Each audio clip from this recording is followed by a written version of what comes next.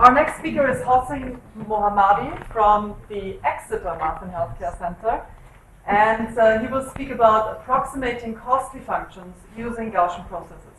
Thank you very much. Hello everybody.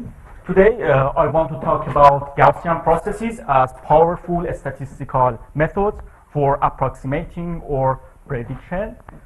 Here by costly function I specifically mean the underlying functions of computer model that I'm going to explain in the next slide.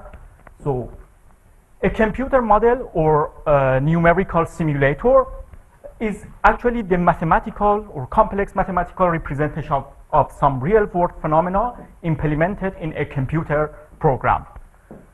They are widely used in many fields of science and technology because they help us to better understand the physical processes, and also what is more important is that sometimes conducting physical experiments are too expensive, highly time consuming, or even impossible in some cases, or even not moral. For example, in biology, models of cardiac cells or models that simulate the electrical activity of the human brain are examples of such models. The input-output relation in such models is governed by a function f that most of the time they are not explicitly known, and the goal is to approximate this function f that is usually unknown and also expensive to evaluate. So the main question when using such model is that how good they are. As you have already seen, all models have input that are often uncertain because of lack of knowledge. For example, we don't know the exact range of the input parameters, or maybe because of the measurement error. So this uncertainty in the input leads to uncertain output.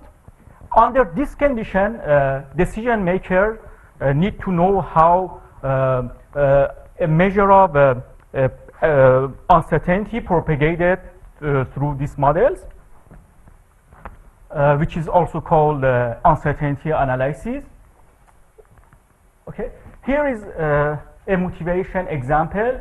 Suppose that f is the underlying function of a complex computer model, and the input to this function has a normal distribution with mean -1 and a standard deviation 0.15, and we want to propagate this uncertainty through this function f. The method of choice is a Monte Carlo method. In this method, actually, we generate samples from the input distribution, evaluate function there, and then calculate the histogram of output. That gives us the output distribution, estimation of the output distribution. I have done such experiments for some different number of samples of Monte Carlo, for example, 500, 5,000, 10,000, and 50,000. As you can see, in order to have a good approximation of the output distribution, we need roughly 50,000 function evaluations or simulation run. So imagine that if each simulation run takes only 1 minute, you need to wait about 34 days, which is impractical. So the solution is to replace f by a cheaper model that is called surrogate model, sometimes called meta model or emulator. And among them, you may also heard of regression model, neural network, Gaussian processes, and some other models. Here we focus on Gaussian processes because of the nice properties that Gaussian processes have.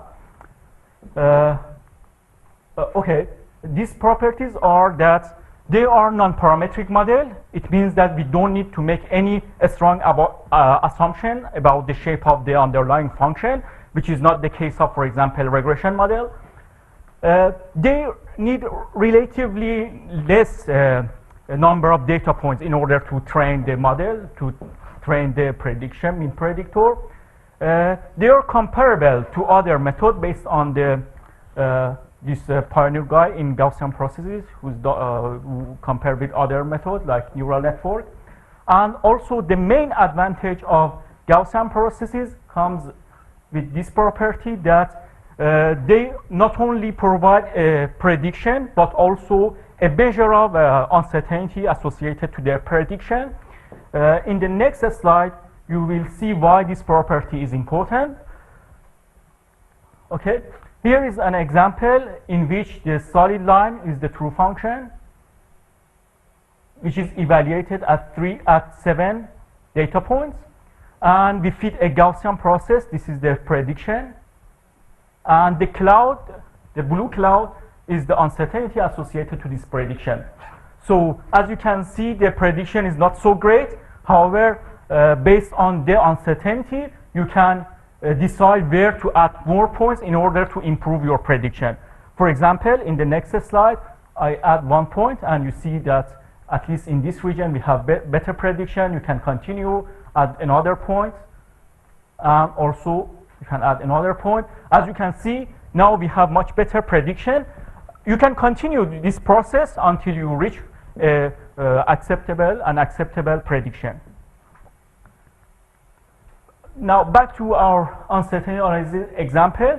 The picture on the left shows the prediction of the function in blue with 6 data points, and and again the prediction is not satisfactory. However, this is improved by adding 5 more points in cyan to this GP model. And now we have much better prediction. So it means that now with only 11 evaluation of the function, you have quite good prediction of the true function that you can use that for your analysis. And my last slide is about a real-world application, which is about cardiac modeling, joint work with KCL. In this case, actually, the goal is to distinguish between healthy and unhealthy patients. They have a simulator that is very expensive to evaluate. As you can see, each run takes 6 hours. So for this reason, they have built an emulator based on Gaussian processes, and they try to tune or calibrate their model, the true model, which is called history matching. I just need to a bit explain what is history matching actually. Again, a simulation is actually a solver that solves some complex mathematical equations like partial differential equations, and there is a close relationship with data. Data means that you are in the lab or in the real world and you have access to some data. You want to get your model, simulation model, get closer to data. So as simulation is a simplicity of the reality, is not perfect, so you try to quantify the model error or model discrepancy by having some data from reality. For example, in this case, they use some data from MRI scan and try to improve their model performance. That's it. Thank you very much for your attention.